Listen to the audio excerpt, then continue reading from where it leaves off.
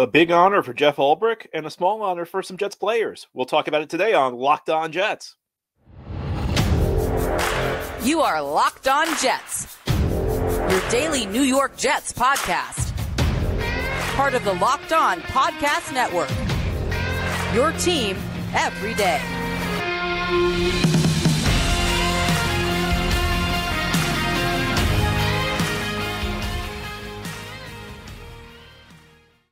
Welcome. This is the Locked On Jets podcast, part of the Locked On Podcast Network, your team every day. It's Thursday, January 18th, 2024, and I'm your host, John B. from GanggreenNation.com.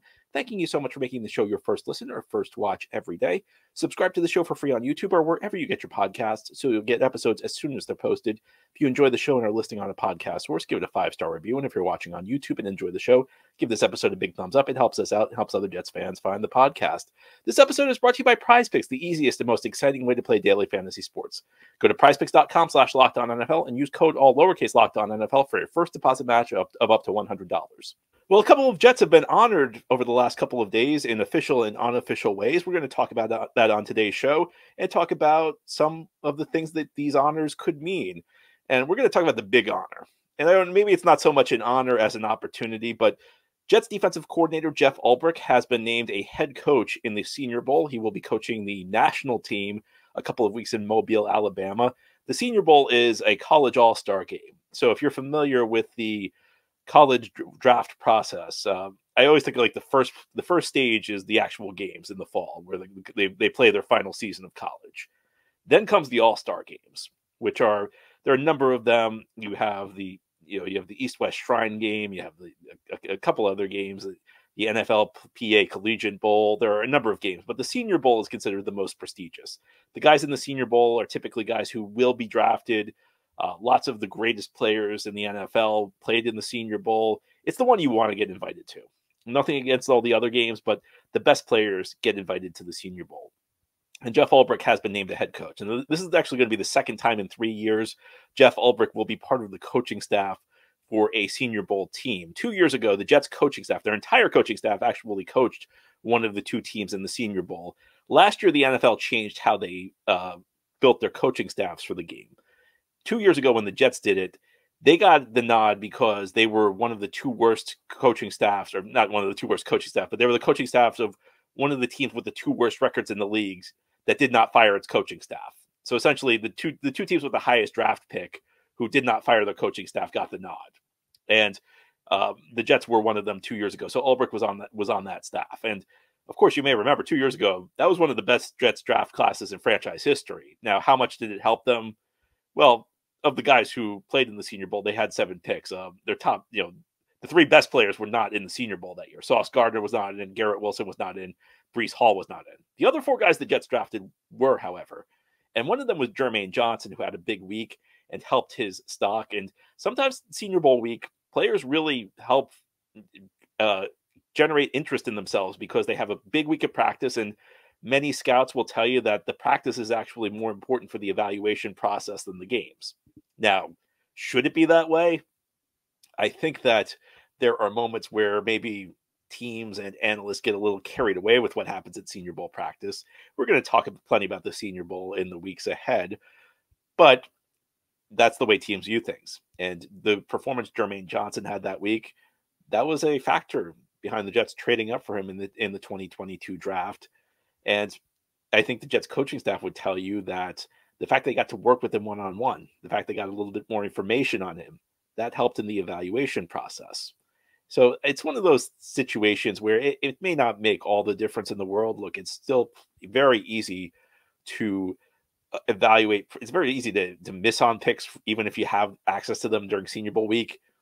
You can still hit on picks, even if you're not part of the Senior Bowl coaching staff. Plenty of teams make great draft picks, and they're not on the Senior Bowl coaching staff.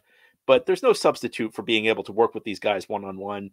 You get to see things when you're on the field working with them in practice that maybe you would not otherwise. So it's a little bit of an opportunity for the Jets. Now, I think if the Jets were being honest with you, maybe they'd prefer like some of their offensive coaches to be on the coaching staff in the Senior Bowl, because the Jets draft is probably going to be very focused on the offensive side of the ball, but they can still send Ulbrich in. They can ask him some questions.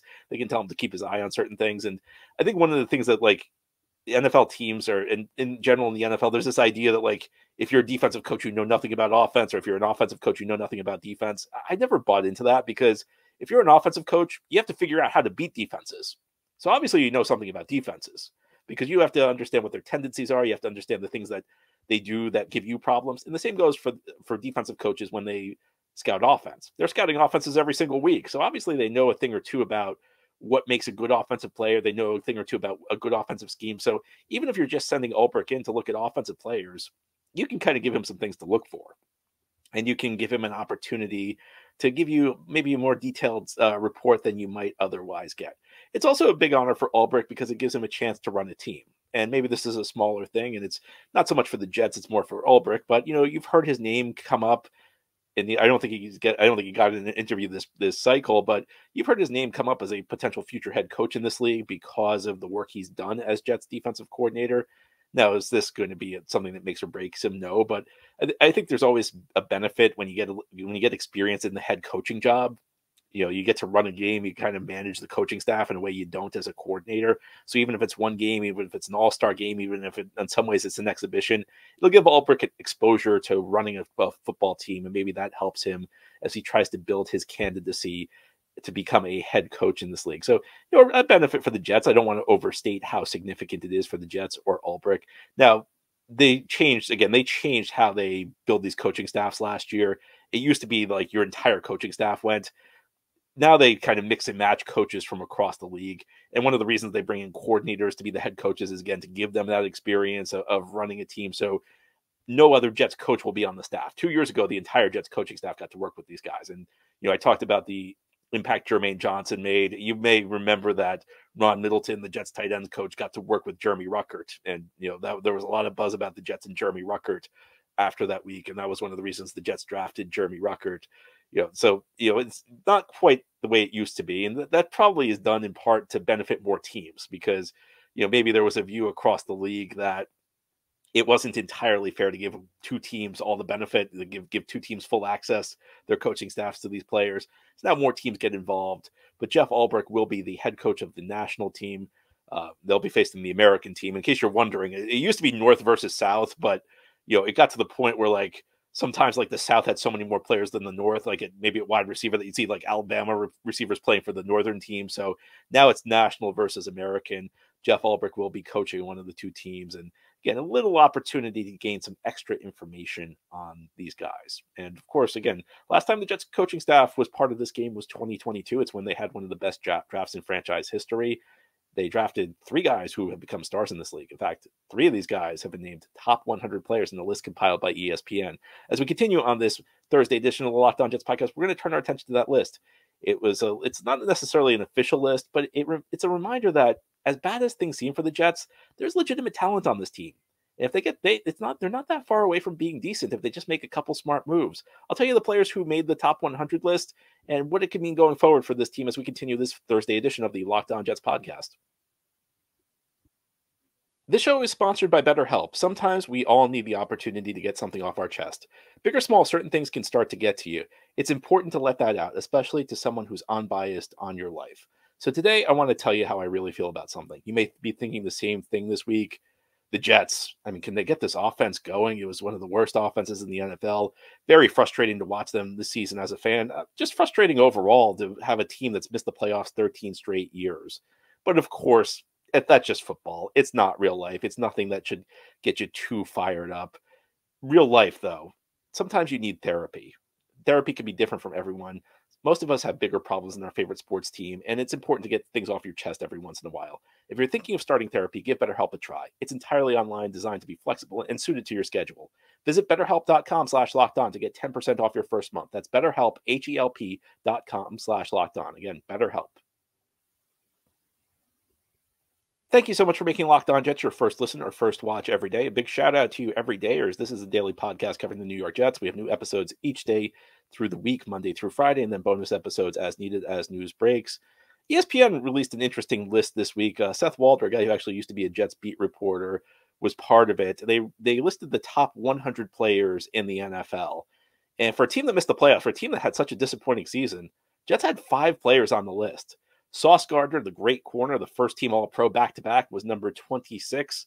Garrett Wilson, wide receiver, 2,000-yard seasons under his belt, came in at number 45. Quinnen Williams, the outstanding defensive tackle, first team All-Pro a year ago. A bit of a snub this year for the All-Pro team, but did make the Pro Bowl. He weighed in at number 63. Quincy Williams, his brother. I mean, what a year Quincy Williams has had. Number 76 at linebacker.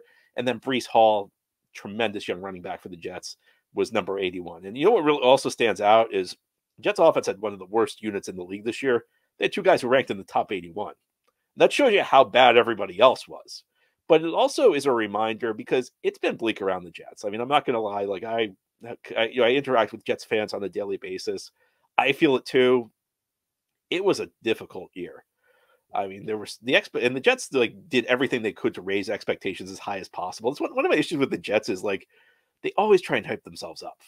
They can never just let it be. They can never just let things grow organically. They can never, just go into a season, keep a low profile and then maybe surprise you. Jets always want to tell you how great they are. And that happened this past year heading into the season. And that led to a lot of disappointment because the team was not as good as expected, of course, in part due to a pretty significant injury at the quarterback position. And I know a lot of fans are feeling bad about this right now. I know a lot of fans are very frustrated, but it's a reminder, the Jets have, according to this list, and of course these lists are subjective, but Jets have 5 of the top 100 players in the NFL. And this is one of the things I try and keep my mind on.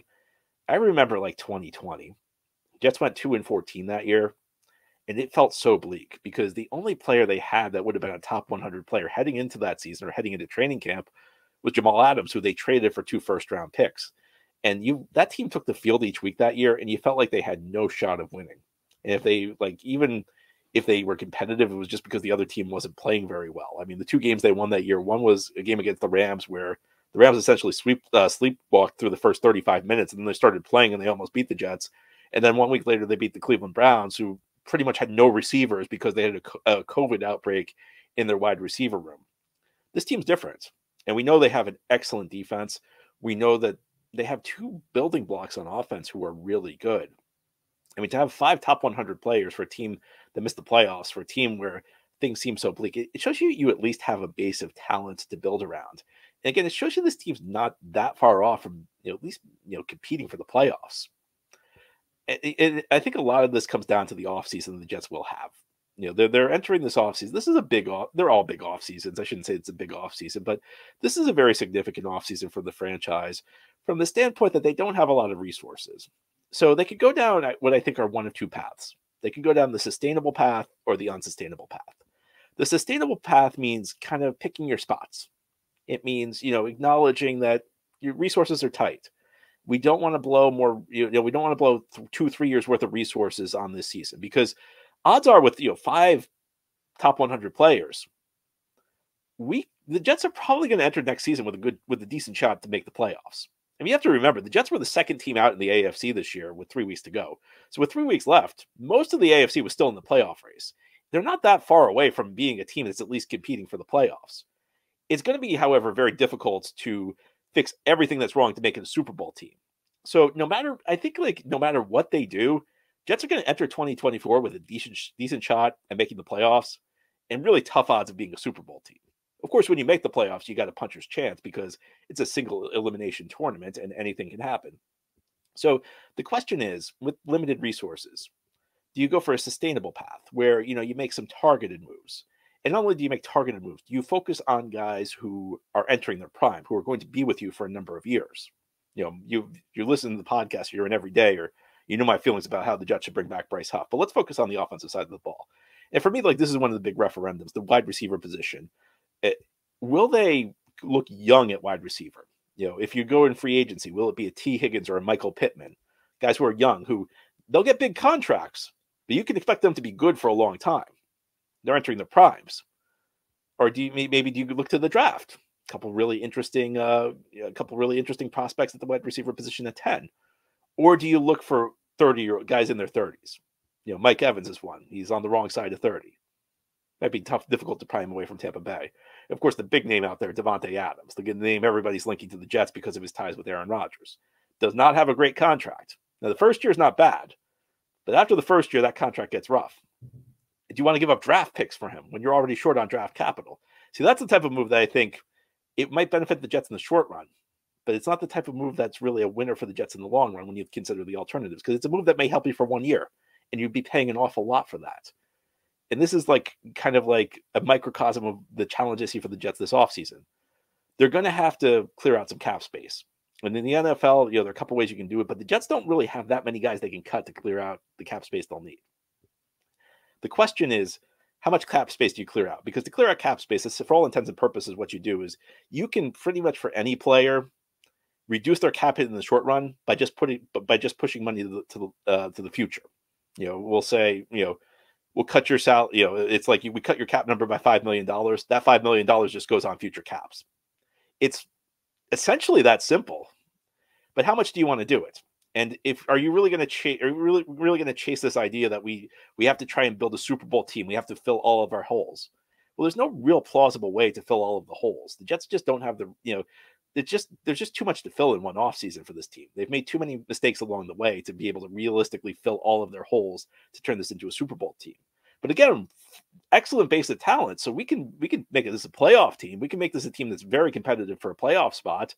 And and that's the thing is I feel like no matter what the Jets do this offseason, that's kind of where they're going to be, because plausibly there's only so much you can improve in one offseason. So are we going to acknowledge this? Are we going to say, no matter what we do, probably not a Super Bowl, but real good shot at the playoffs? Well, that's the point, is that no matter which path you choose, that's where you're going to be. The question is whether you want sustainability, because if you take a more balanced approach and you leave yourself resources in the future, then you can build on this team. You can, turn it from a playoff team to a potential Super Bowl team in 2-3 years, maybe sooner. If you gut all of your future resources, you're just putting yourself behind the 8 ball going forward. So I think that this is, this situation, it could go either way for the Jets. And a lot of it depends on the approach they take, whether they look for a sustainable path where they say, you know what, the Super Bowl's not happening this year, but we'll still be a decent team, or whether they, go all in and try and win a championship next year, which is probably a difficult bet to make good on. So it'll be interesting to see. But the biggest point is that, this is the Jets, for all of their issues right now, are in a much better spot than they were, 2-3 years ago. Now it's up to the team, the people running the team, to make smarter decisions. Now, here on the Locked On Jets podcast, we'll turn our attention to more general topic, a very interesting debate happening online among NFL fans. It comes from words by a legendary player, not with the Jets, J.J. Watt. He had some harsh things to say about Pro Football Focus, a very popular analytical website. He doesn't really believe in them. I'll tell you my thoughts on this as we continue on this Thursday edition of the Locked On Jets podcast. This episode of Locked On Jets is brought to you by LinkedIn. At the start of every new year, every small business owner is asking themselves the same question. What's the one move I can make that'll take my business to the next level in 2024? LinkedIn Jobs knows that your success all depends on the team you surround yourself with. And that's why LinkedIn Jobs has created the tools to help find the right professionals for your team faster and for free. We all know the Jets are going to need to upgrade their offensive line and wide receiver rooms this offseason. They have scouts for that. It's kind of like their version of LinkedIn Jobs. But you should know that LinkedIn is not just another jobs board. LinkedIn has a vast network of more than 1 billion professionals, which makes it the best place to hire. And hiring is easy when you have that many quality candidates. So easy, in fact, that 86% of small businesses get a qualified candidate within 24 hours. This is why small businesses rate LinkedIn Jobs #1 in delivering quality hires versus leading competitors. And LinkedIn also knows that small businesses are wearing so many hats and may not have the time or resources to hire.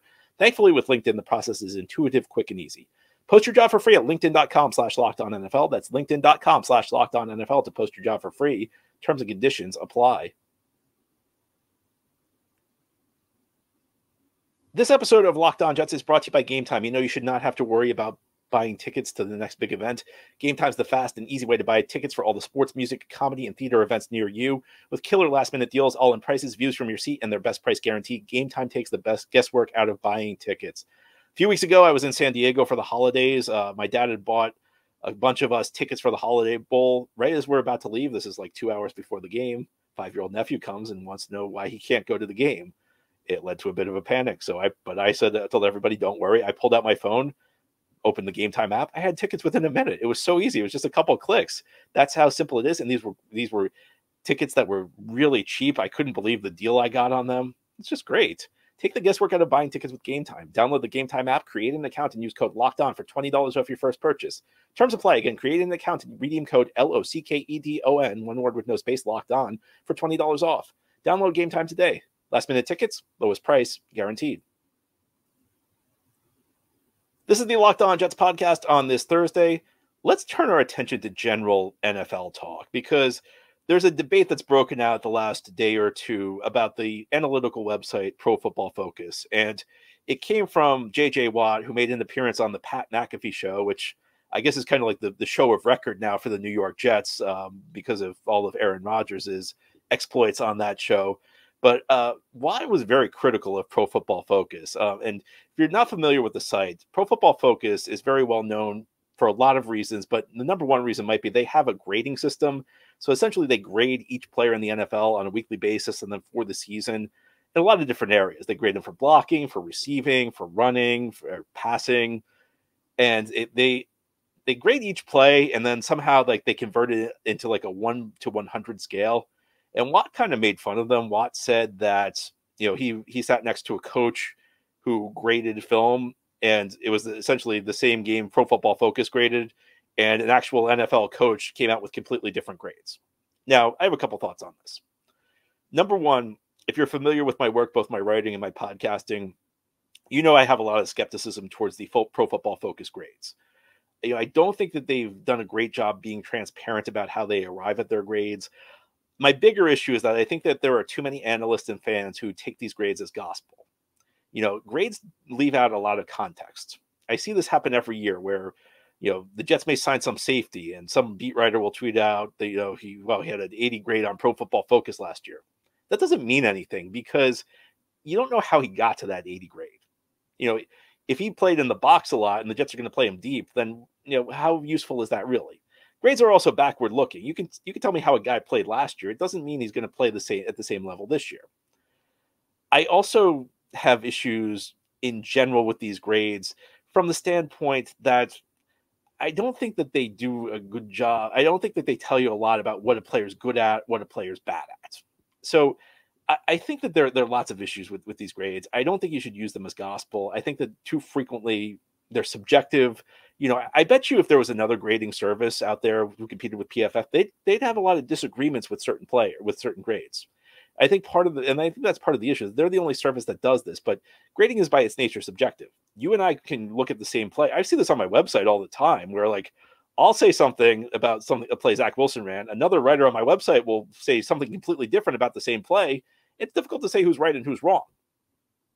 Now, the other thing I'd say about this, though, is I don't know that coaches are always honest about their grades either. Jeff Schwartz, a former NFL offensive lineman, tweeted out something about his experience playing in the NFL in relation to what J.J. Watt said. And he said, he like had a question for a coach once when he was playing about a low grade he got. And the coach essentially said to him, well, we lost. I didn't want to give anybody too good of a grade.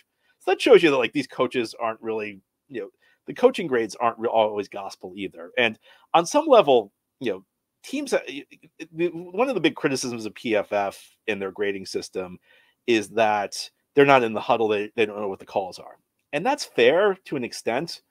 But when the Jets are like trying to sign a free agent, they have to come up with grades themselves. And maybe the Jets can grade their own players effectively. But when the Jets are like scouting a draft pick, or when the Jets are scouting a guy they may want to bring in free agency, they're watching film and they're assigning grades to these guys, and they don't always know the play that's being run. So I fall somewhere in between in this debate. I think that, I have issues with the way PFF does things, but I don't think that, coaches are necessarily inherently, superior. I think that especially in football, there is this perception among players and coaches that only they can understand what's going on the field. And that's not always true. Football's not rocket science. I mean, lots of smart people can figure out the game. Lots of smart people can figure out the X's and O's of this game. I do think that there's a little bit of arrogance when it comes to people who have been in the league, who have played or coached. They don't think you can't possibly understand what's going on. And that's not always true. There are lots of really smart people who understand the game of football. And I think that they try and act like the game's completely unapproachable. It's not. It's a game you can figure out. And if you don't believe that, Well, the joke's on you because you're listening to a podcast from somebody and you're listening to the analysis of somebody who never played and never coached in the NFL. So if you actually believe that, well, that's you probably should be laughed at right now because you're listening to this show. I think that, again, there's nuance involved. I don't like the way PFF is used constantly as gospel. And to the extent Watt was saying that, I agree with him. But I don't necessarily agree with him that, only a coach or a player can really understand what's going on the field.